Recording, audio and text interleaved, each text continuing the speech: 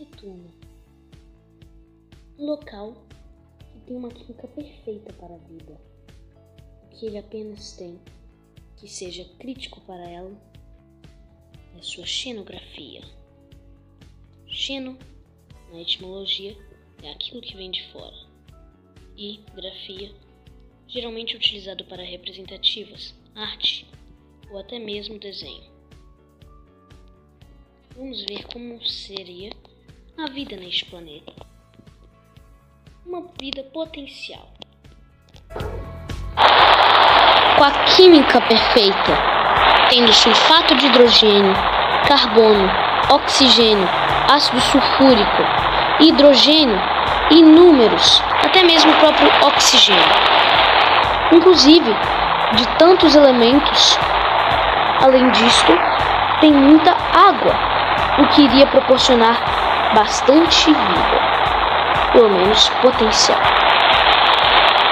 Mesmo assim, parecendo um lar de rosas, visto quimicamente, nitidamente não é um lar de rosas, xenograficamente.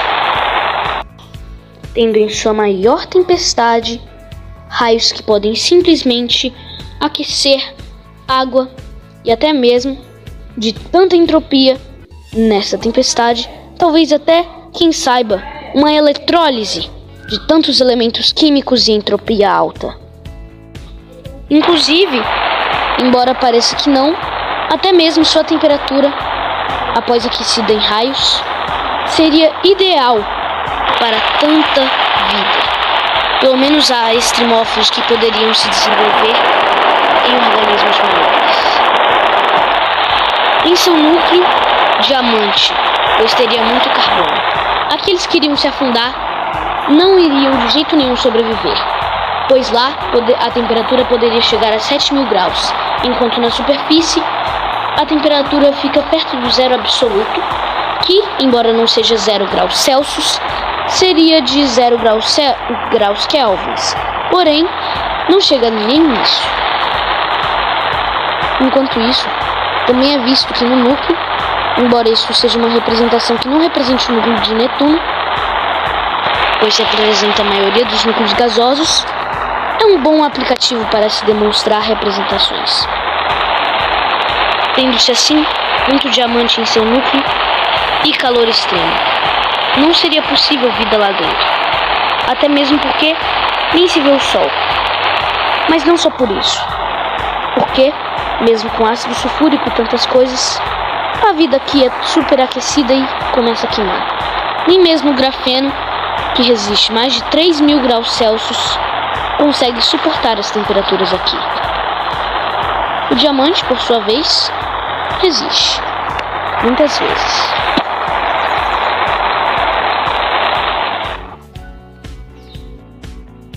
Com condições químicas perfeitas e condições xenográficas infernais, a vida ainda pode possivelmente prosperar.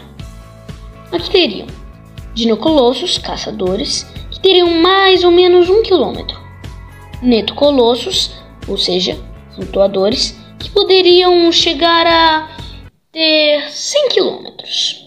E eles poderiam ter acumuladores de ácido sulfúrico que iriam proporcionar a seguinte coisa: um sistema líquido poderia aumentar certas partes do corpo e até diminuir, o que poderia fazer certos movimentos. Porém, os dinocolossos, estes caçadores, teriam apenas uma bolha que incha que acumula nitrogênio e algumas patas que iriam lhe ajudar na sua locomoção e poderiam com pelos que acumulam ácido sulfúrico. Outra coisa é que os chamados flutuadores iriam muito se alimentar de apenas puro ácido sulfúrico e alguns outros elementos químicos. Eles raramente iriam se alimentar de outros organismos, nem mesmo micro-organismos ou protozoários, talvez até células. Muito improvável que, não seria muito comum flutuadores comerem tal possíveis alimentos mencionados para tal organismo. Aqui, Teriam também, possivelmente, Netosubsapiens, que seriam chamados de habitantes coloniais, que iriam se alimentar de Bacnetos, que em breve iremos falar. Estes teriam de 10 a 100 metros, e eles também teriam uma bolsa que incha nitrogênio para poder voar, e também teriam pelos nas patas, o que iria proporcionar a acumulação de ácido sulfúrico e uma boa alimentação. Também teriam uma boca peluda para acumular mais ainda. Teriam um pouco de alguns ossos bem resistentes de carbono, que é muito versátil, inclusive o carbono no universo, né? E o carbono ele poderia fazer estruturas fortes o suficiente para rasgar tecidos, como por exemplo bacnetos, ou também, alguns outros protozoários, o que poderia lhe proporcionar boa alimentação. Ele também iria se alimentar desse tecido. Também poderiam ter seres que seriam dinobacnetos, que seriam seres que andam quase que em colônias, basicamente, só que não é bem colônias, são em bandos. Eles seriam conhecidos como caçadores bacterianos. Eles iriam muitas vezes acabar ferindo outros, como por exemplo, alguns caçadores e alguns habitantes coloniais, porque são bactérias que poderiam facilmente perfurar eles, mesmo que poderiam ter de 1 milímetro a 1 centímetro. E eles andam em grupos gigantes que podem fazer nuvens. Outra coisa também seriam os bacnetos, que seriam basicamente o vegetal bacteriano do planeta. De acordo com o documentário de A Vida em Outros Planetas, algumas bactérias, no episódio de Janus, que é o segundo episódio da série, mostra que bactérias podem viver sem mínima luz. Isso iria proporcionar este ecossistema inteiro possível, já que elas apenas se alimentam de sulfato de hidrogênio em contato com ar, que com certeza iria ocorrer em Netuno, já que oxigênio não seria bem abundante, já que teria muita água, e essa água teria bastante oxigênio, sim.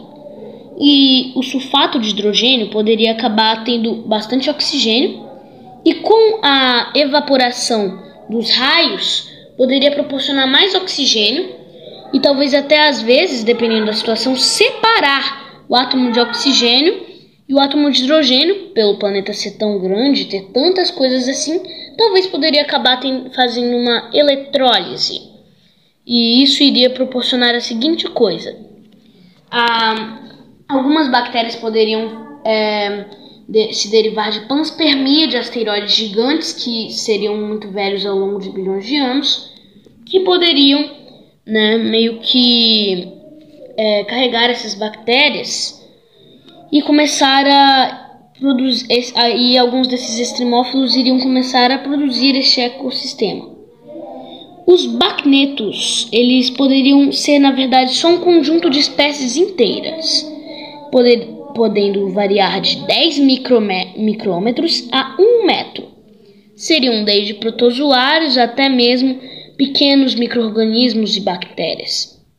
E poderiam sim se alimentar de ácido sulfúrico, o que iria proporcionar todo este ecossistema. No centro de uma tempestade, estima-se que este ecossistema inteiro seria mais ou menos do tamanho de várias cidades. Não seria muito provável, na verdade, até que